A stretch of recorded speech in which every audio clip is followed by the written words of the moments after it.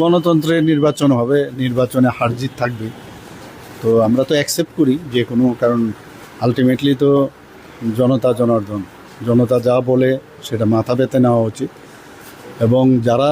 এই এডিসিতে এবার জয়লাভ করেছে বা যারা প্রতিদ্বন্দ্বিতা করেছে সবাইকে আমি শুভেচ্ছা জানাবো যে এরকম একটা গণতন্ত্রের যে প্ল্যাটফর্মে আপনারা সবাই এসে এখানে পার্টিসিপেট করেছেন। একটাই আমার আবেদন থাকবে যে কোনো জায়গার মধ্যে, কারণ ইলেকশন আসবে, ইলেকশন যাবে, কিন্তু কোনো জায়গায় যেন কোনো অশান্তির বাতাবরণ না সৃষ্টি হয়, এই দিকে একটু নজর রাখবেন। না ঠিক আছে, অনেক সময় তো হয়, আমরা তো আরও ইলেকশনে তো আমরা চাইবই অনেক কিছু বা বলতেও হয় অনেক কিছু, কিন্তু এটা তো মানে